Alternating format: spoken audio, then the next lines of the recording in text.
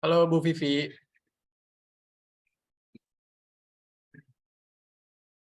Iya, siap Pak. baik. Jelas suara saya Mungkin jelas? CSA Community akan kita mulai ya Bu ya. Saya buka terlebih dahulu. Oke. Baik. Assalamualaikum warahmatullahi wabarakatuh. Selamat sore dan salam sejahtera untuk kita semua. Yang saya hormati Ibu Vima Lasari selaku narasumber pada CSA Community pada sesi 48 hari ini. Yang saya hormati Bapak Ibu peserta CSA Community. Selamat datang di webinar CSA Community sesi 48 dengan tema Perempuan dan Investasi. Tema yang diusung kali ini sangat menarik tentunya karena bertepatan dengan Hari Kartini yang akan dirayakan di bulan ini. Materi kali ini nanti akan disampaikan oleh Ibu Vima Lasari yang lebih akrab disapa yaitu CVV. Beliau merupakan branch manager PT Panin Sekuritas Dago Bandung dan co-founder komunitas investor Akademi Indonesia. Serta beliau juga merupakan alumni CSA Batch 55. Baik Bapak Ibu, sekilas saya akan mungkin memperkenalkan CSA Institute kepada Sobat CSA yang baru ikut webinar rutin kita kali ini. CSA Institute merupakan lembaga pelatihan sertifikasi profesi yang berbasis dan telah terdaftar di Lembaga Sertifikasi Profesi Pasar Modal atau LSPPM yang diakui oleh Badan Nasional Sertifikasi Profesi atau BNSP. CSA Institute telah banyak menyelenggarakan pelatihan baik reguler atau umum maupun pelatihan in-house dengan para pengajar profesional yang telah memiliki berbagai sertifikat kompetensi hingga saat ini. CSA Institute telah menghasilkan lebih dari 1.300 lulusan analis efek yang berkarir di pasar modal. Beberapa pelatihan yang terdapat di CSA Institute yaitu pelatihan analis efek yaitu RSA dan CSA, pelatihan analis teknikal RTA dan CTA, pelatihan investment banker RIB dan CIB, pelatihan manajemen risiko CRA dan CRP, serta ada lagi program hemat dual certification RSA RTA dan CSA CIB. Dan Bapak Ibu juga dapat mengikuti waiting list untuk produk wakil perantara pedagang efek atau WPPE. Sebelum kita masuk ke acara inti, ada beberapa hal yang harus Bapak Ibu perhatikan, diantaranya yang pertama menjaga ketertiban dengan posisi unmute pada saat narasumber memaparkan materi. Yang kedua, menyalakan kamera dan pakai virtual background. Yang ketiga, mengikuti acara hingga akhir dan mengisi link feedback untuk mendapatkan e-certificate, materi, dan 50 SKP untuk anggota AAI. Baik, tanpa basa-basi lagi, langsung saja saya serahkan kepada CVV untuk menyampaikan materi pada sore hari ini. Waktu dan tempat saya persilahkan. Oke, terima kasih Mas Dito. Pertama-tama saya ucapkan selamat sore, selamat menjalankan ibadah puasa, selamat berakhir pekan kepada Bapak Ibu semua. Juga saya mengucapkan terima kasih kepada CSA Komunitas yang sudah memberikan saya kesempatan buat sharing hari ini ya. Nah, sharing kali ini saya memilih tema perempuan dan investasi. Tema yang saya pilih ini bukan untuk menunjukkan bahwa perempuan itu lebih hebat dari laki-laki ya. Enggak, karena memang perempuan sama laki-laki punya kekuatan dan kelebihan juga perannya masing-masing. Nah, tapi perempuan juga sebetulnya bisa melakukan investasi.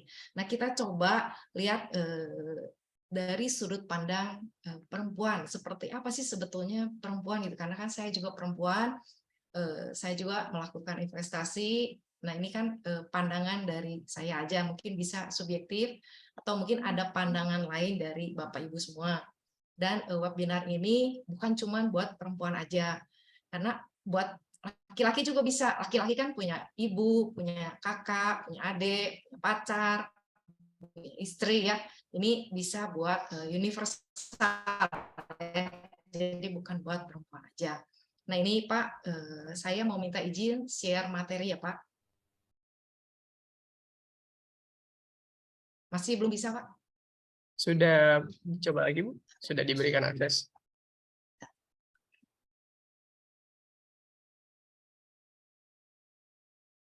Bentar ya.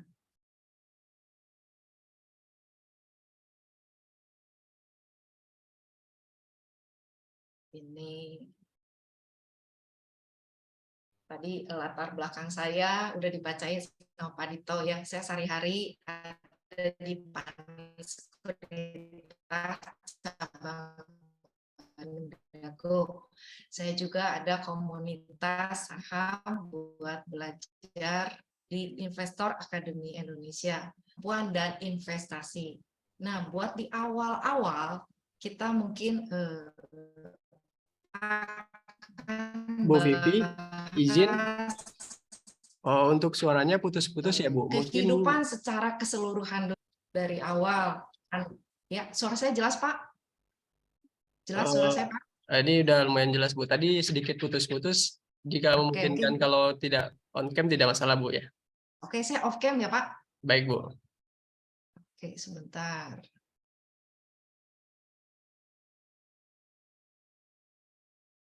Nah, lebih stabil ya kalau off cam ya? Iya, betul, Bu. Oke, ya kita mulai ya. Nah, ini kan kita waktu di awal mungkin ya, waktu masih usia dini, kita punya cita-cita, mungkin baca kisah sukses orang-orang yang udah pernah sukses gitu kan. Nah, tapi kita kalau masih usia dini, kita mesti punya cita-cita. Tapi kalau punya cita-cita, jangan terlalu kejauhan lah ibaratnya. Kita pengen ke Bali, tapi pengen 2 jam nyampe pakai mobil. Nah, jangan ya. Tapi kita mau melangkah dengan langkah kecil, karena langkah besar itu dimulai dari langkah kecil. Kadang-kadang orang itu baru mulai kenal investasi langsung mikirnya financial freedom atau pilih pengen jadi miliuner dalam waktu disingkat. Karena kan nggak, ya mungkin ada yang bisa, tapi pada umumnya ini tuh butuh perjuangan dan butuh waktu. Nah, jadi kalau di awal-awal kita generalisasi dulu ya, dari mau laki-laki mau perempuan, kita pakailah pendapatan kita yang pertama kerja, punya income, pakailah uang sesuai prioritas hidup kita. Makanan, kelayakan hidup, pendidikan, bikin networking yang cukup, juga ada hiburan. Nah, jadi kan kita uang tuh nggak ada yang sampai saya punya income sekian, semuanya saya investasiin, saya makan ngirit, terus nggak main, nggak apa-apa. Nah, terus baju seadanya, terus dipepet-pepetin, dipaksain gitu.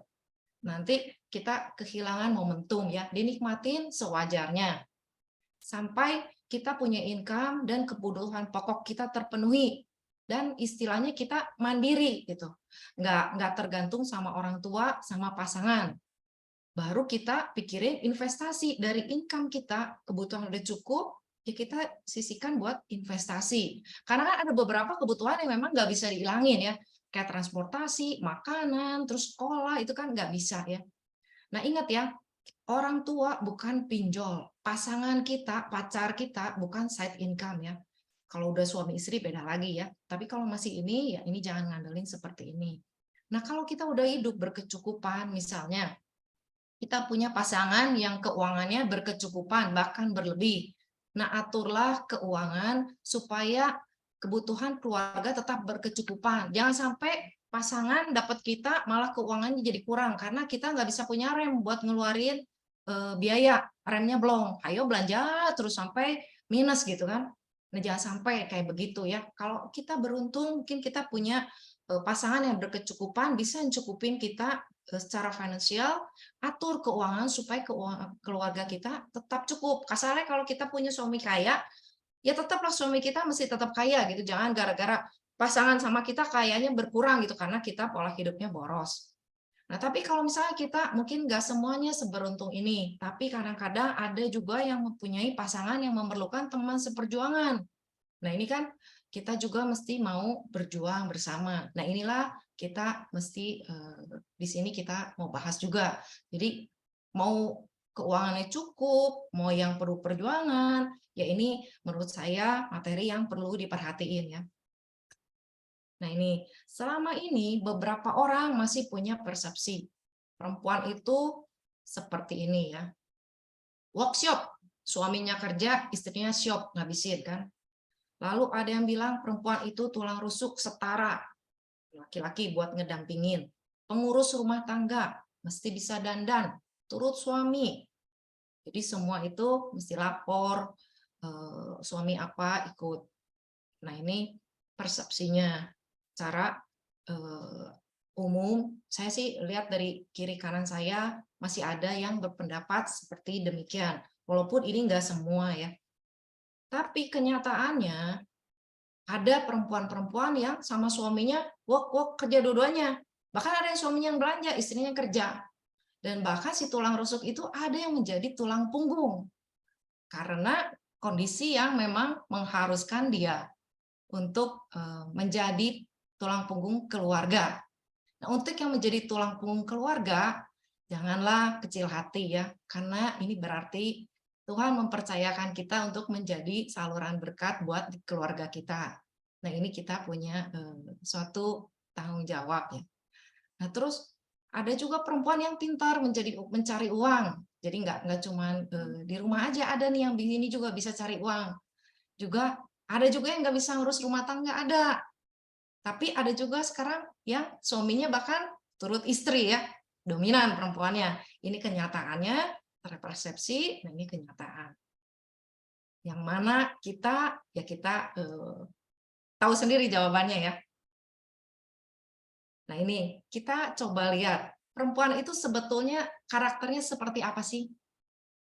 Perempuan itu rata-rata mempunyai sisi feminin. Ini nggak bisa dirubah ya. Ciri khas perempuan tuh ada, yaitu senang lemah secara fisik dibanding laki-laki. Contohnya apa? Nggak semua perempuan bisa ganti galon aqua. Itu nggak bisa diganti. Memang bukan yang sok-sokan kuat ngangkat, yaitu biarin tugas laki-laki ya. Karena kan perempuan apalagi kalau yang udah ngelahirin katanya turun peranakan. Nah itu nggak usah dilawan beratnya. Tapi perempuan juga indah karena bisa dandan. Nah kadang lebih diistimewakan ya udah perempuan ladies first gitu kan. Nah, tapi sebetulnya perempuan juga selain ini punya begini juga nih, senang belanja, senang nawar, senang koleksi barang, senang merawat atau memelihara sesuatu. Nah, ini perempuan ya. Juga jangan salah, ini perempuan itu multitasking. Dia bisa mengerjakan beberapa hal sekaligus. Kalau laki-laki kan kadang-kadang lagi lihat HP aja diajak ngomong suka nggak nyambung kan. Kalau perempuan bisa sambil segala macam, sambil masak bisa main HP, sambil apa bisa gitu ya. Nah ini sisi kurang lebih kondisi perempuan pada umumnya. Nah sekarang kita tadi kita udah bahas perempuannya, sekarang kita bahas dari sudut investasinya. Sebetulnya investasi itu apa sih? Kita membeli sesuatu atau mengorbankan, menaruh sesuatu dengan tujuan memperoleh lebih di masa depan. Investasi apa yang kita perlu? Pertama yang paling penting, ini yang saya nggak ditulis ya, karena ini kan memang kewajiban buat kita semua sebagai makhluk hidup ya.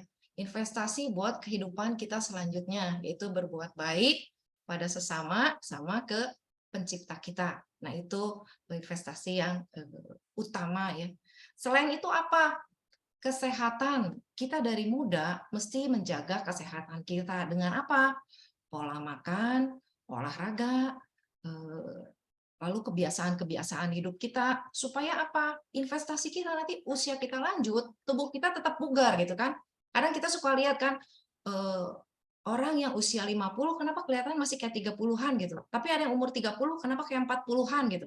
Nah, ini kita mulailah investasi kesehatan dan keindahan. Kita mesti merawat diri ya karena kita kan ciptaan Tuhan ya.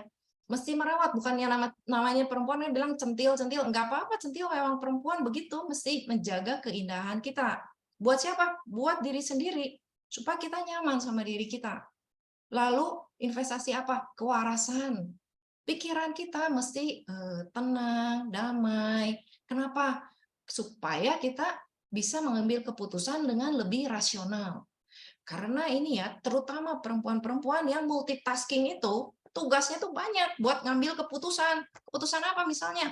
Keputusan anak les mau di mana, belanja, makan apa. Buat hal-hal kecil itu butuh suatu kewarasan ya. Jangan sampai nanti galau terus, kesel terus, di rumah marah-marah, nggak bisa ngambil keputusan dengan rasional. Lalu apalagi investasinya? Ilmu pengetahuan. Ini sesuatu yang nggak pernah boleh kita berhenti. Jangan bilang kita udah cukup umur buat belajar sesuatu hal baru. Jangan, karena hal baru itu akan selalu muncul. Dan kalaupun kita nggak pakai, kita bisa ajarin buat anak kita. Nah, apalagi buat investasi. Nah, kita mesti mau belajar sesuatu yang berhubungan sama investasi. Ya, kalau misalnya mau belajar yang lain-lain juga, ya nggak mesti itu ya. Karena sesuatu tuh pasti diperbaharuin, nggak pernah ada yang berhenti gitu kan. Terus investasi apa lagi? Materi nih. Materi ya memang kita kadang suka ada yang bilang kan, uang bukan masalah. Nah, itu mungkin orang yang bilang kalau uangnya udah cukup ya. Tapi kalau yang uangnya belum cukup, nggak punya uang itu suatu masalah. Kenapa? Ya karena nggak ada kedamaian, gimana bisa damai, kebutuhan sehari-hari nggak cukup kan. Nah, itu makanya kita mesti melakukan investasi ini supaya kita bisa hidup lebih nyaman ya. Bukan kita ngejar sesuatu yang luar biasa, mewah atau gimana, tapi buat hidup layak atau mungkin hidup nyaman ya. Nah, ini diperlukan buat investasi. Nah, sebetulnya perempuan itu punya keraguan apa sih? Kenapa sih perempuan itu kurang berani berinvestasi? Nah, ini saya coba cari data ya di kantor saya, di cabang saya, sama di Panin keseluruhan ya. Saya mau tahu gitu, investor perempuan ada berapa persen dari semua investor gitu. Ternyata kurang lebih cuma ada 30% ya. Itu pun mungkin sebagian ada suami yang pakai nama istri gitu. Nah, jadi memang masih kurang perempuan itu. Mungkin ada keraguan. Kenapa? Karena perempuan kurang percaya diri biasanya. Ah, nanti kalau duitnya rugi atau salah, saya disalah-salahin gitu ya. Atau mungkin saya nggak mau tahu lah, udah itu urusan suami saya, udah biarin saya ini aja lah, ngejalanin rumah tangga. Nah, ini sebaiknya kita mesti mau tahu ya, dan mesti percaya diri dengan belajar-belajar. Karena kita kalau belajar, kita tahu resiko, kita bisa lihat pilih-pilih yang bagus yang mana, yang kurang bagus yang mana, ya ini kita nggak usah takut rugi. Nah, kalau kita nggak rugi, ya kita nggak akan disalah-salahin. Malahan kita bisa meningkatkan taraf hidup keluarga kita gitu ya. Nah, ini karena perempuan itu dasarnya banyak pertimbangan kan. Ini bagus atau jelek, bagus atau jelek gitu. Jadi selalu nimbang gitu ya. Nah, buat nguranginnya gimana? Nah, ini. Pertama, kita mesti bisa percaya diri. Mau belajar hal baru. Nah, kalau kita mau investasi, belajarlah investasi. Apa yang mau kita pelajarin, apa investasi apa yang kita cocok. Lalu kita fokus di situ tuh. Udah fokus, kita konsisten lakukan apa yang kita fokusin itu. Hasilnya lalu kita evaluasi. Kira-kira hasilnya udah bagus belum gitu. Lalu kalau kurang bagus, kita mesti mau improvisasi, dirubah ya. Jangan kasarnya perempuan itu kadang-kadang kan woman always right, man on left, woman on right. Nah, kita nggak boleh merasa selalu benar karena investasi itu kadang-kadang ada salah juga kita ngambil keputusan ya. Fase 2 apa? Bertanggung jawab pada pilihan kita. Jadi kalau misalnya kita ini kurang maksimal atau mungkin rugi, ya tanggung jawab, jangan nyalahin orang lain. Jadi kita belajar ulang, tanggung jawab, ini pilihan saya udah pertimbangin resiko sama rewardnya, saya harus memperbaiki diri, membuat investasi yang lebih bagus lagi dari yang sebelumnya. Dan terus apalagi, pantang menyerah, mesti mau terus. Jangan sekali, dua kali, udahlah saya udah nyerah. Ya enggak gitu ya. Karena ini kan investasi itu menurut saya mesti dilakukan dalam jangka waktu panjang. Nggak ada yang hasilnya instan. Makanya diperlukan ini, pantang menyerah. Lalu udah itu apalagi edukasi lagi. Baca koran, baca buku, atau mungkin kalau yang pusing baca, dengerin YouTube, suka nonton-nonton tuh film edukasi. Ya, kita kadang-kadang juga bukan, saya nggak bilang nggak boleh nonton sinetron, nggak boleh nonton drakor, enggak sih. Itu perlu buat refreshing kita, tapi sebagian waktu disisihin buat nontonin yang ada edukasinya gitu, ibaratnya gitu ya. Jadi dialokasiin sebagian lah. Supaya apa? Supaya nanti kita bisa ini nih, bisa ngambil keputusan yang lebih bagus. Nah, terus kita mesti tahu kelemahan dan kelebihan kita. Nih, kita sukanya apa, lemahnya apa, nah terus cocoknya investasi apa dengan karakter yang saya punya gitu. Kalau misalnya kita resiko orangnya terlalu nggak berani lah, saya kalau di bawah rugi turun dalam saya nggak berani, ya udah jangan dipaksain buat investasi yang volatilitasnya tinggi, ibaratnya yang kalau naik kencang turun kencang, jangan, kita cari yang aman-aman. Tapi kalau misalnya kita siap menanggung resiko tinggi, ya boleh kita invest di yang instrumen yang volatilitasnya tinggi. Nah, itu disesuaikan dengan ini. Tapi syaratnya apa? Kita masih tahu kelemahan dan kelebihan kita. Jangan kita lihat sebelah kita teman kita kuat, kita nggak kuat, tapi kita karena lihat dia kuat, kita ikut-ikutan bilang kuat. Enggak ya. Nanti dia bisa untung, kita nggak bisa untung. Lalu ini, fase ketiga, lakukan evaluasi. Memilih investasi itu seperti kita melakukan belanja. Kayak kita belanja di Tokopedia nih, kita udah tahu kan, boleh Tokopedia, boleh supermarket, boleh apapun lah ya, bukan merek yang saya tekanin ya. Misal kita mau beli di toko atau kita mau beli di online trading. Pasti kita udah tahu kan, barang yang bagus itu seperti apa. Lalu kita udah tahu lagi, harga pasaran berapa ini barang kan. Nah, terus udah gitu, kalau misalnya kadang-kadang ini suka ada diskon nih. Misal kita tahu barang ini kadang-kadang berapa minggu sekali ada diskon. Nah, kita tunggu sampai ada diskon kan. Nah, udah sampai harga diskonnya nyampe, ya kita beli gitu kan. Nah, di saham juga seperti itu. Jadi nggak sembarang kita beli, pilih instrumen investasi, lalu kita main beli sembarang waktu, nggak tahu yang mana yang bagus, mana yang jelek mana, harga wajarnya berapa, harga diskonnya berapa, kita beli. Enggak ya. Kita lakukan seperti kita belanja di supermarket atau di aplikasi online ya. Nah, memilih perusahaan, kita masuk misalnya Bapak Ibu udah pilihnya instrumennya saham nih ya. Kita masuk ke sahamnya nih. Kalau tadi contohnya misal kebutuhan sehari-hari kita udah tahu barangnya, oh kita tahu nih barang yang kualitasnya bagus itu seperti ini gitu kan. Nah, kalau di perusahaan berarti emiten atau saham yang bagus itu seperti apa? Nah, ini pertama, perusahaan yang bagus itu atau saham yang bagus itu adalah punya GCG yang bagus atau good corporate governance, tata kelola perusahaan yang baik, tidak ada rekam jejak yang berpotensi merugikan investor. Jadi kita bisa googling kan, ini perusahaannya seperti apa, terus pernah ada cerita apa sebelum-sebelumnya, atau mungkin tanya-tanya ke yang udah lebih pengalaman ya. Ini grup saham pemilik owner saham ini gimana gitu kira-kira. Nah, itu kalau kita udah tahu latar belakangnya, nah kita bisa pilih ini nih. Kenapa? Karena GCG itu menentukan kenyamanan kita. Ibaratnya kita mau melakukan bisnis ini kan, kita beli saham itu ibarat kita mau pilih partner bisnis kan. Kita kalau bikin perusahaan satu, kan kita agak repot ya, karena mesti sewa tempat, punya pegawai yang banyak, terus mesti diurus terus-menerus setiap hari gitu kan. Tapi kalau kita ikut partnership, misalnya join sama perusahaan itu, beli sahamnya, ya udah kita liatin aja ini perusahaannya kira-kira gimana nih. Saya nyaman nggak join sama ownernya tuh gitu. Kadang-kadang kalau kita punya ini kan, ibaratnya nih kita mau punya toko nih ya, tapi saya nggak mau beli tokonya gitu.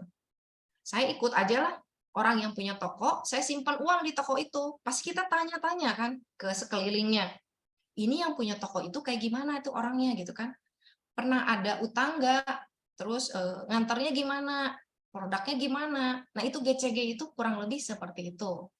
Nah, ini kan milih perusahaan yang bagus ya. Lalu kedua, going concern. Perusahaan yang bagus itu biasanya menghasilkan produk yang keberlangsungan usahanya akan mampu bertahan di dalam jangka periode yang panjang. Produk dia akan selalu ada dalam jangka waktu panjang. Misalnya gini nih ya, rencana dari Bapak Ibu mau membeli saham ini untuk disimpan dalam jangka waktu 10 tahun atau jangan 10 tahun lah kejauhan, 5 tahun. Kira-kira 5 tahun ini produknya masih ada nggak? Masih dibutuhin nggak? Kenapa? Ya karena itu menentukan revenue dari perusahaan itu tersebut gitu kan. Kalau produknya masih diperlukan selama 5 tahun ke depan dan mungkin naik pembeliannya dari tahun ke tahun ada growth-nya, ya otomatis berarti revenue perusahaan tersebut akan naik. Sehingga kalau revenue perusahaan itu yang naik dan profitnya juga biasanya akan ikut naik kalau yang perusahaannya bagus. Revenue naik, profit naik, valuasi naik, otomatis harga sahamnya juga ikut naik. Nah, itu kenapa kita pilih ini GCG, going concern, dan profitable. Profitable apa? Profitable tuh perusahaannya untung nggak? Jangan-jangan dia revenue-nya naik, tapi biayanya lebih naik, lebih gede gitu kan. Berarti hasil akhirnya pertumbuhan revenue nggak seimbang sama pertumbuhan laba dia. Nah, ini juga mesti diperhatiin ya. Dia jualan kan volumenya gede, angka penjualannya gede, tapi apa profitnya ikut naik gitu kan? Nah, kalau profitnya ikut naik, ya bagus, kita tinggal lihat aja. Misalnya revenue dia, penjualannya naik 20%. Kita lihat apakah net profit dia ikut naik 20% juga gitu kan? Nah, lihat dari tahun ke tahun. Kalau ikut naiknya sama searah, ya udah kita bisa percaya gitu. 5 tahun ke depan masih bisa kita andelin gitu ya.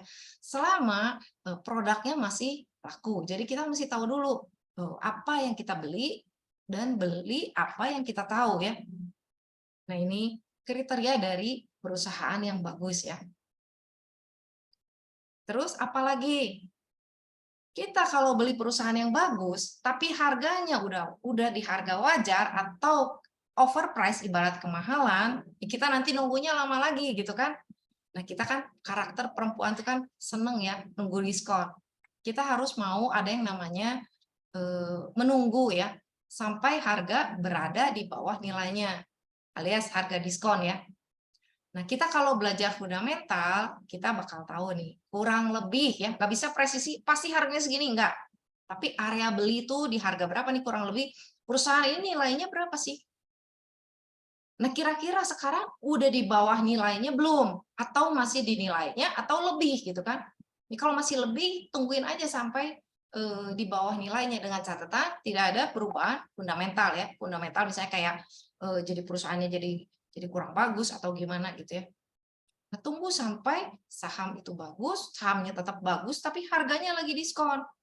Nah, ibaratnya kayak gitu kalau kita beli waktu diskon. Ini kalau pendekatan kita di fundamental. Jadi kita lihat dari perusahaannya. Nah, kalau kita lihat dari teknikal, biasa kan kalau yang orang tuh kan punya kecenderungan gini ya. Ada yang suka belajar hitung-hitungan. Sama angka tuh nyaman banget bisa hitung. Nah, itu biasanya belajar fundamental. Tapi ada yang nggak tahan lihat angka-angka, tapi kalau lihat gambar lebih bisa gitu, lebih bisa kebayang, lebih bisa nangkep. Nah, itu biasanya belajar teknikal. Nah, kalau buat yang belajar teknikal, kita harus mau sabar nih, nunggu sampai ada trigger buy atau sampai di area beli. Nah, jangan sampai kita membeli sembarangan beli gitu kan. Beli barang tapi kita nggak tahu harga pasaran, terus beli kapan aja, terus kualitasnya kita nggak tahu gitu kan. Nah, itu jangan sampai seperti itu karena kita sukanya begini ya, waktu diskon. Kenapa? Kalau lagi diskon mah enak gitu kan. Harganya kita beli lebih murah dibanding nilai sesungguhnya gitu. Nah, terakhir apa nih? Bertemanlah dengan waktu ya. Jangan ngarep kita beli langsung naik gitu kan. Ada periode di mana kita harus menunggu sampai hasil investasi kita sampai pada tujuannya atau nilai sesungguh dia gitu. Jangan kita beli sekarang, besok pengen dijual nggak naik, jual cut loss lagi. Nah kan nggak kayak gitu ya. Kita mesti mau bisa berteman dengan waktu, ditahan sampai bisa dipetik ibaratnya kayak gitu. Nah, terus udah gitu kan kadang-kadang nih ya, kalau kita beli saham itu fokusnya orang cuman beli apa gitu ya. Tapi kan sebetulnya nggak cuman beli aja di saham itu. Beli mah gampang gitu kan. Jualnya yang susah, jual dengan profit kan. Beli di kanan, buang di kiri udah minus 1 poin kan. Tapi kita harus bisa beli, terus kita bisa hold, kita jual gitu kan.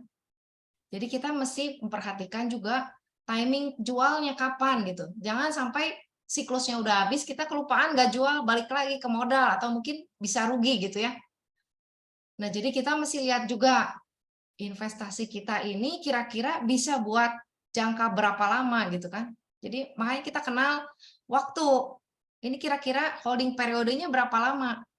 Jangan sampai kalau udah sampai harganya udah nyampe target, oh kita udah ngitung nih harganya sampai segini, tapi mau dijual sayang gitu ya. Nggak taunya keambil lagi sampai bawah gitu kan. Jadi jangan sayang-sayangan sama saham ya, kalau udah waktunya dijual, jual. Nah terus kalau udah dijual, gimana lagi? Sama saham mah nggak usah setia, kita cari lagi yang baru. Ulangin lagi langkah-langkah pencarian saham kita. Jadi di saham itu sebetulnya nggak cuma fokus dibeli aja gitu kan. Kita ada mempelajari diri sendiri dulu, kenal diri kita dulu. Kita instrumennya cocok di mana nih? Kalau saya nggak cocok sama di saham yang turun naiknya kenceng, dan terus saya nggak tenang, investasi di tempat yang lain, jangan di saham. Bisa di reksadana, kalau reksadana masih nggak tahan fluktuasi harganya, di FR tuh. Kan itu nggak harganya nggak bergejolak kan. FR returnnya bisa lebih besar dari deposito. Atau hasilnya nggak maksimal. Ya karena kita kan nggak berani resiko kan. Ya nggak apa-apa lah investasi di situ. Tapi yang paling penting kita mesti mau melakukan investasi ya untuk apapun gitu. Walaupun kita perempuan ya, karena yaitu perempuan dengan segala kelebihan dan kekurangannya punya gaya masing-masing. Dan terus mesti diingat juga ya, perempuan apapun pekerjaannya, berapapun umurnya adalah makhluk yang indah dengan gaya dan ceritanya masing-masing. Cukuplah kita menjadi versi yang terbaik dari diri kita tanpa perlu membanding-bandingkan dengan orang lain ya. Nah itu kita perempuan ya. Dan terus kadang-kadang nih kan ya, perempuan itu suka galau ya, capek nih, ya nggak apa-apa lah. Kita capek kan, kalau kita capek ya kita mesti istirahat. Kalau kita sakit ya kita mesti berobat. Kalau kita suntuk, boring, apalagi kalau ibu-ibu ya, ngurusin kerjaan rumah, yang nggak keluar rumah, atau mungkin yang kerja juga bosen, ya kita mesti mau sediain waktu buat hiburan ya, tapi yang sesuai dengan kemampuan kita tentunya. Tapi kita mesti tetap maju, walaupun langkah-langkah kecil. Karena apa? Kalau kita melangkah walaupun dengan langkah kecil, kita akan masih memperoleh hasil. Penting kita tetap berusaha dan berdoa. Nah, jadi kita walaupun perempuan punya kekuatan sendiri, jadi kita bisa melakukan investasi juga. Nah, ini sekian materi dari saya. Terima kasih buat perhatiannya. Mungkin kalau ada yang mau ditanyain, boleh silakan. Baik, sungguh menarik ya Bapak Ibu ya materi yang disampaikan oleh CVV. Mungkin selanjutnya kita buka sesi tanya jawab. Jika ada Bapak Ibu yang ingin bertanya bisa raise hand.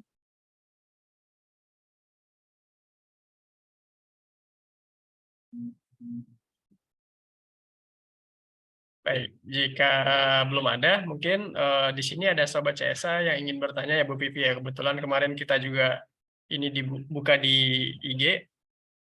Saya bacakan ya Bu Vivi ya. Iya, Pak. Baik, bagaimana perempuan dapat memulai investasi untuk mempersiapkan masa depan keuangan mereka? Oke, ini saya coba jawab ya, Pak. Ya kalau kita kan ini ibunya ibu rumah tangga atau pekerja. Kalau ya dimulai dengan menyisihkan ya. Kan kita udah ada walaupun kita ibu rumah tangga, kita pasti kan punya income dari suami ya. Nah, itu mulai belajar disisihkan ibaratnya gitu ya. Mulai dengan jumlah kecil, jangan besar dulu nih. Investasinya bisa macam-macam. Tapi yang penting kita mau dulu nih. Mau nggak gitu. Kalau mau, di mana ada kemauan, di situ ada jalan. Jadi kita kalau mau, pasti kita pengen belajar. Kita pengen tahu. Kita tahu, cari tahu kan pasti kalau kita mulai kan. Kita punya dananya berapa nih kurang lebih yang kita bisa sisihkan di awal. Nah, itu mulailah kita cari, sisihkan dulu uangnya, lalu kita kurang lebih yang cocok dengan jumlah nominal sekian, apa gitu kira-kira. Kita cari-cari itu kan, ada misalnya di awal yang bisa FR tadi ya, bisa beli di bank ya, ataupun di aplikasi-aplikasi lainnya. Nah, kalau mungkin di awal, kalau yang bisa tahan dengan resiko agak medium, bisa ke reksadana. Kalau yang bisa tahan resiko tinggi, mungkin bisa ke sahamnya. Nah, itu gimana mulainya? Belajarin, kenalin satu-satu dulu. Nah, terus ibunya gimana? Tahan nggak sama gejolak harga? Kalau nggak tahan sama gejolak harga, ya udah beli aja yang fluktuasinya nggak terlalu tinggi. Kayak saya dulu waktu masih di awal mulai kerja, income saya kan belum newbie lah, baru pekerja baru ya. Saya dulu sukanya beli logam mulia antam tuh yang 5 gram gitu ya. Belinya juga nggak langsung sebulan beli 5 gram gitu, enggak. Kumpulin dulu uangnya.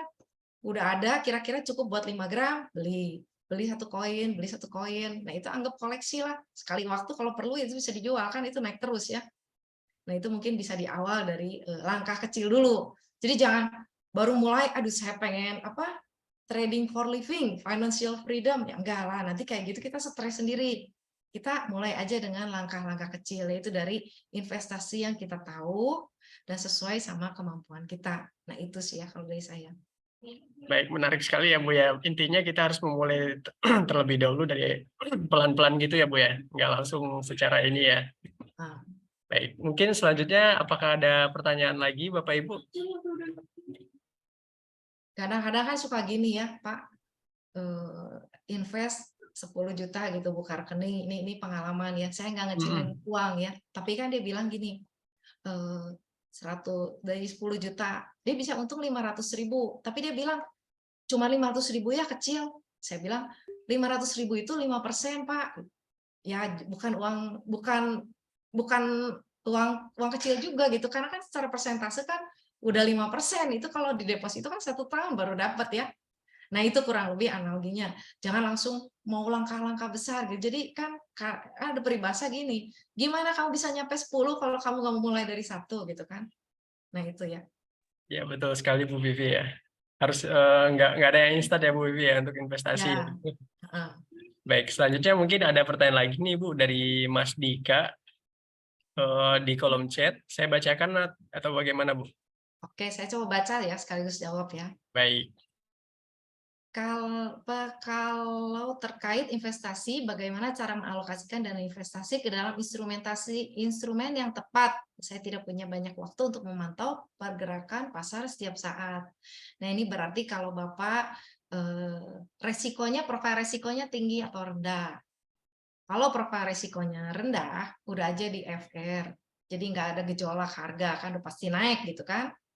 Nah, itu nggak usah dipantau. Kalau Bapak bisa profil resikonya medium to high, bisa ke reksadana atau di saham. Dan perlu diingat juga, kalau reksadana ya memang nggak usah dipantau tiap hari. Tapi kita mesti yakin sama, kasarnya gini ya, bahasa simpelnya lah ya. Kalau reksadana itu kan berarti kita mempercayakan uang kita ke fund manager kan, ke aset manajemen. Aset manajemen ya pengelola dana kita. Nah, itu Bapak mesti serak sama pengelolanya. Baca rekam jejaknya, Bapak beli yang sesuai sama profil risiko Bapak. Karena kan di reksadana ada reksadana pasar uang, reksadana saham, reksadana campuran. Kalau pasar uang buat yang resikonya rendah, jadi saya nggak takut sama gejolak harga, ya udah di situ. Tapi kalau misalnya Bapak sangguplah gejolak dikit-dikit, campuran reksadananya. Terus misalnya saya suka tinggi lah, tapi saya malas mantau tiap saham milih dari 800, ya udah reksadana saham. Nah, itu. Tapi kalau Bapak memang senang bisa beli saham, bisa pilih perusahaan yang bagus, bisa nunggu sampai waktunya diskon, nah beli saham. Karena saham kalau invest kan nggak perlu dilihatin tiap hari. Cuman paling kita mesti jaga aja ini ada berita apa, fundamental apa, ada yang berubah nggak, terus ada berita secara makro yang mempengaruhi industrinya nggak. Ya cuman jagain itunya ya, nggak mesti jadi trader kalau di saham juga ya. Jadi investor juga sama kerjanya gitu, bahkan kalau bilang tidur tidur dapat duit gitu ya. Cuman kan dia udah levelnya udah beda, dia udah jam terbangnya kan udah tinggi. Dan dia bikin kekayaan sampai segitu juga dia butuh waktu ya. Nah, kadang-kadang kalau orang baru kan, saya pengen jadi kayak Pak Lo, pengen jadi kayak Warren Buffett, tapi pengen cepet gitu. Padahal mereka sendiri juga kan waktunya panjang dan mereka punya hal-hal yang mesti kita ikutin juga, nggak cuma lihat result hasilnya aja gitu kan, upaya hasil kerja kerasnya juga mesti kita ikutin juga gitu. Nah itu semoga menjawab ya Pak. Baik, mungkin kita buka selanjutnya ya Bu Vivi ya. Kebetulan di sini juga ada dari Mbak Misye ingin bertanya nih Bu di kolom chat. Iya ini saya baca ya. Bagaimana perempuan dapat mengatasi tantangan dan stereotip dalam dunia investasi untuk mencapai keberhasilan finansial. Nah ini mungkin semua perempuan pengen ya punya uang sendiri, banyak kaya gitu ya. Nah ini saya dulu di awal pernah bilang gini ya, nasabah saya ada yang bilang, tapi perempuan itu kalau main saham enak sebenarnya, nggak ada kalahnya. Kenapa kok? Ya kalau rugi tagihin aja ke suami. Kalau untung kamu simpan, cenah. Ya, tapi kan nggak bisa kayak begitu juga kan. Nah ini mulailah menjadi perempuan yang kasarnya nih mandiri lah ya ibaratnya. Secara keuangan kita bisa mulai nggak tergantung ibaratnya gitu. Bisa memenuhi kebutuhan kita. Ya kalau memang dikasih uang dapat ibu rumah tangga ya itu kan dari suami dapat uang belanja ya itu income kita gitu ya. Dan jangan jangan bilang saya ibu rumah tangga nggak ngasilin. Siapa bilang ibu rumah tangga itu capek sebenarnya. Dan itu ya memang dapat uang belanja ya nggak apa-apa, memang itu dipakai aja buat income-nya gitu, diatur. Nah, jadi kita kasarnya jangan jangan kalau dikasih uang belanja semua dihabisin buat belanja gitu. Enggak, belanja boleh, tapi disisihin dulu sebagian. Saya kita ada beli apa, ya kayak tadi lah misalnya koin emas itu dicicil beli dikit-dikit kelihatan fisik nih, Pah, saya beli ini nih. Simpan buat anak kita gitu kan. Nah, itu kan udah mulai suami saya bilang, ini istri saya udah bisa nyisihin nih buat nabung gitu kan. Nah itu mungkin dari yang kecil-kecil ya. Nah kalau enggak mungkin mulai belajar saham atau reksadana atau YouTube gitu kan.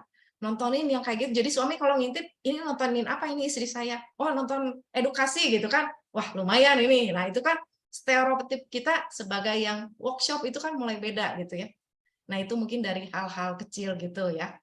Nah, itu kurang lebih seperti itu. Nah, kalau misalnya Bapak Ibu, Bapak-bapak nih ya khususnya, istrinya mau belajar, jangan ditakut-takutin, jangan bilang, jangan mama jangan ikut-ikut dagang nanti rugi gitu. Jangan. Disupport, kasih modal kecil aja. Karena di awal jangan jangan gede-gede dulu, kan kita belajar kan. Anggap kalau misalnya itu rugi, itu ongkos belajar kita sekolah aja bayar gitu kan. Nah, itu kita belajarlah dari situ. Rugi di awal nggak apa-apa, asal ruginya lebih kecil dari untung kita. Ya kasarnya kita anggap ongkos sekolah lah gitu. Jadi jangan jangan bilang, wah si ibu ngajarin supaya rugi, enggak ya. Tapi kita ada kerugian itu suatu resiko yang nggak bisa dihindarin dari setiap pilihan investasi kita. Tapi kita bisa diatur itu supaya resikonya kecil, winning rate kita gede. Jadi kalau kita untung kita bisa lebih gede dari rugi kita. Nah itu mesti belajar. Nah nanti mungkin pelan-pelan itu sama waktu pasti bisa lah. Yang penting ya itu jangan kesannya minta uang buat beli ini, beli itu gitu. Semua dibeliin barang, dibeliin ini itu yang nggak ada barang investasinya gitu. Tapi kalau kita mulai pelan-pelan ada perubahan, ya pasangan kita atau mungkin dunia laki-laki sekitar kita mulai nyadar, oh ini perempuan juga ternyata bisaan juga ya. Nah itu mungkin ya. Semoga membantu ya Bu. Baik, menarik sekali nih Ci ya. Kebetulan sudah ada 3 penanya lagi nih Ci di kolom chat nih Ci. Oke, saya bacain aja Pak, langsung ya. Baik, baik boleh Bu dari Mas Rivaldi terlebih Arif dahulu. Aldi bertanya apa saja faktor yang perlu dipertimbangkan perempuan dalam memilih instrumen investasi yang sesuai untuk tujuan keuangan mereka. Nah, itu yang tadi kita bahas ya. sesuainya sama profil risiko kita. Karena tiap perempuan beda-beda resikonya. Kalau saya profil risiko tinggi, karena saya udah biasa fluktuasi harga pasar saya udah tinggi juga, saya udah biasa. Tapi kan buat yang baru, mungkin nggak nyaman buat yang gejolak harga terlalu tinggi. Nah, pertimbangannya, nah mulai sekarang nih, ibu-ibu atau mungkin punya istri atau perempuan sekitar kita mulai mau belajar, mulai mau tahu lah. Kalau kita ada kemauan, pasti ngarahinnya itu yang nyambung sama duit gitu kan. Ya kasarnya kita perempuan di awal nih, saya bukan ngajarin jelek atau gimana ya. Orang itu awalnya mesti senang duit. Kenapa? Ya karena uang itu kan buat pemenuhan kebutuhan kita. Kadang-kadang orang suka ngomong uang itu halnya keduniawian gitu ya. Kamu mata duitan, kamu nanti kaya sombong. Enggak seperti itu kan sebenarnya. Kita punya uang itu, kita bisa bahagia. Kalau kita bahagia, kita bisa bahagiain orang kan. Terus buat apa lagi? Uang bisa nolong orang. Jadi nggak cuma keduniawian juga. Nah kalau kita ke uang kita udah seneng, ya nanti lama-lama uangnya yang bisa nyamperin kita gitu. Ya pelan-pelan, ini yang seneng kita nih ya sama yang bau-bau uang gitu kan. Nah jadi pikiran kita mulai cari-cari peluang tuh yang bisa ngasilin income kira-kira apa nih ya. Karena saya suka tuh sama uangnya.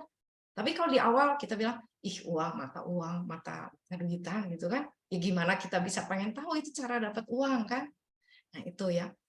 Nah jadi yang dipertimbangin yaitu kita senang dulu, terus nganggap bahwa ini itu bukan suatu hal yang jelek. Kita bisa ngasilin uang, dan uang itu bukan hal jelek. Kita malah bisa buat banyak hal dengan uang. Nah itu jadi kita ngarahin tuh. Jadi kita belajar, cari tahu kan. Beda orang kalau kita, kayak saya kalau nonton drakor nih, saya seneng nih sama yang mainnya, pasti saya nyariin kan, wah ini siapa yang mainnya, terus kira-kira umur berapa gitu kan. Nah kita sama kalau instrumen investasi, kita suka instrumen investasi ini, kita pasti kepo belajar nih, pengen tahu ini ada apa ya di sini, kira-kira cocok nggak gitu. Nah itu pertimbangannya itu ya, Bapak Ibu, resikonya cocok nggak? Kalau resikonya cocok, ya udah kita belinya gimana? Pilihnya mesti detail begitu. Sama kayak kita kepo cari tahu berita-berita yang kita suka gitu. Nah itu milihnya pertimbangan resiko dulu ya Pak. Karena yang penting apa? Jangan rugi dulu invest itu. Untung belum tentu, rugi pasti Pak jangan. Ya berarti itu nggak cocok sama kita. Cari peluang di tempat yang lain gitu. Jadi, kenapa kalau rugi mah mendingan kita kasarnya gini. Kalau belum ada yang dipilih, mending jangan beli dulu.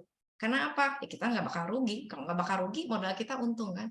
Tapi kalau kita masuk setengah hati dan rugi, yaitu modal kita berkurang. Nah itu ya, resiko dulu diperhatiin, sama kita mesti mau tahu apa yang kita beli. Terus ini, semoga menjawab ya Pak. Ini dari Pak Antoni, komunitas Bu Vivi, apa didominasi teman-teman perempuan? Apa segmentasi ke wanita? RT, karena untuk engage ibu-ibu, perlu long term progress. Iya betul Pak, komunitas saya campur perempuan laki, tapi memang ibu-ibunya biasa sedikit. Ya kan saya cek data nasabah juga kita cuma 30% ya, kurang lebih ya. Saya belum minta data bursa, tapi di sekitar saya 30% investor perempuan ya. Katanya saya pernah baca di mana, tapi instrumen di FR banyak perempuan. Karena ya itu, perempuan lebih nggak tahan resiko kan, takut disalahin, takut rugi, ya nggak apa-apa pilih FR juga gitu kan. Nah itu, nah ini komunitas saya banyakkan laki-laki sih Pak, tapi mungkin kalau misalnya mau bikin, ya boleh saya nanti bikin komunitas ibu-ibu buat belajar ya. Karena ya memang perlu long term progress ya. Dan terus kan ya memang bukan sesuatu yang gampang langsung gitu ya. Perlu pemahaman berkelanjutan gitu. Sini ya, bentar. Tips persentase yang tepat untuk saving dan kebutuhan lain. Nah ini ya banyak ditanyain. Persentase, kalau berdasarkan persentase kita mesti lihat dulu. Income tiap orang beda, kebutuhan tiap orang beda. Income yang punya, kasarnya gini, saya ambil angka umum lah ya, UMR 5 juta misalnya. Terus dia anak kos, bayar kos misalnya 1 juta, ongkos hidup misalnya 1 juta, transportasi 1 juta. Sisa 2 juta nih. 2 juta dia bisa buat mesti bayar sekolah misalnya atau kebutuhan lain 1 juta. Sisa mungkin 1 juta ya. Berarti 20%. Kira-kira kalau ini 1 juta ini berarti 20% dari dananya dipakai buat disimpan, diinvestasiin. Ini yang 4 juta ini keganggu nggak kebutuhan yang 4 juta ini? Kalau keganggu, ya berarti jangan 20%. Tapi kurangin lagi, misalnya 500.000. Ya nggak apa-apa. Yang penting kita nyaman. Terus ada kebutuhan mendesak, ya kita terpenuhi dulu gitu kan. Nah itu. Beda sama yang income-nya 10 juta, tapi kebutuhannya cuma 4 juta. Sisanya 6 juta kan. Ya kasarnya bukan, tadi kan kebutuhan 4 juta, income 5 juta. Berarti sisanya 1 juta. Ini kalau dipepet-pepetin, ada dana kebutuhan darurat, kan nggak nyaman juga gitu ya. Ya mungkin disimpan 10%-nya gitu kan. Tapi beda kalau income yang 10 juta, tapi kebutuhan dia cuma 5 juta, ya udah bisa 50% buat investasi. Atau mungkin nggak usah 50%, 40%-nya bisa. Nah, jadi kan kita kadang-kadang baku gitu pakai persentase. Tapi kalau saya bilang income sama kebutuhan tiap orang beda. Anak kos sama yang tinggal sama orang tua kan beda. Nah, itu jadi disesuaikan dulu. Biasanya gini, hitung kebutuhan kita sehari-hari yang pokok-pokok tuh berapa. Terus yang bisa kita sisihin itu berapa gitu. Tapi ya pertama disisihin dulu tuh. Jangan disisakan ibaratnya. Sisa saya udah pakai segala macam baru saya tambahin. Enggak. Kita hitung yang pokok yang benar-benar nggak bisa dihindarin, yang nggak bisa dikurangin gitu ya. Kita ambil dulu kurang lebih, sisanya sisihin. Nah, itu kurang lebih seperti itu. Jadi nggak bisa pakai persentase ya Pak, dirasa-rasa aja. Kalau bisa ya segede mungkin, tapi jangan sampai menyiksa hidup kita sampai kita menjadi hidup nggak layak gitu ya. Nah itu kurang lebih ya. Tips persentase yang tepat udah. Kalau laki-laki biasanya bisa pakai uang bonus, uang panas untuk investasi. Bagaimana dengan ibu rumah tangga yang hanya uang dapur, apa bisa disisihkan dengan investasi? Bisa, asal diatur ya Bapak Ibu. Tapi mungkin ibu juga kan bisa cari, kadang-kadang kan ada suka perempuan ibu-ibu yang jualan online tuh kan ada other income kan, nggak jadi nggak bisa punya penghasilan tambahan. Nah itu disisihin sebisa mungkin lah, jangan dipaksain ya. Kalau memangnya belum bisa, ya udah orang lain udah tabungannya gede, saya nggak punya, ya udahlah ibu. Kasarnya kita bisa hidup layak juga, yaitu suatu berkat ya. Ini tuh kalau kita udah kebutuhan pokok kita udah terpenuhin, kita invest. Tapi kalau belum, ya kita ada prioritas yang mesti kita duluin gitu ya. Nah, terus tentang investasi, tolong tanya di mana bisa belajar analisa saham fundamental dan teknikal. Banyak sekarang Ibu, kita kalau di saya ada di Panin Sekuritas. Kita biasa ada IG Live atau Zoom, webinar rutin, itu bisa dipelajarin. Ini di CSA Institute juga Pak, ada ini ya Pak, ada pembelajaran juga ya Pak, di YouTube channelnya ya. Nah ini bisa diikutin juga. Nah terus saya ada komunitas Investor Akademi Indonesia. Nah itu juga bisa dipelajarin ya. Nah kalau mungkin kalau buat dasar-dasar, saya ada TikTok juga, itu buat yang bahas yang betul-betul yang baru banget, banyak istilah-istilah yang orang bingung gitu, tapi sebenarnya sederhana. Nah itu saya ada di situ. Nah itu semoga menjawab ya. Baik, untuk Bapak Ibu yang ingin belajar investasi nanti bisa hubungi admin CSA Institute ya Bapak Ibu ya, atau bisa pantau Instagram di @CSA Institute.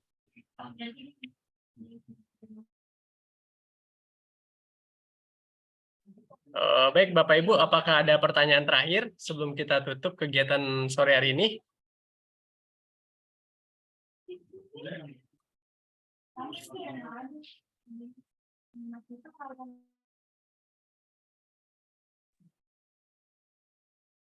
Baik, jika sudah tidak ada, mungkin untuk sesi kali ini mungkin kita tutup ya Bu Pipi dengan sesi dokumentasi ya Bu Pipi ya. Baik Bapak Ibu, mungkin bisa menyalakan videonya. Kita akan sesi dokumentasi. Untuk Bapak Ibu yang ingin mendapatkan sertifikat, nanti bisa mengisi link feedback yang sudah saya kirimkan di kolom chat.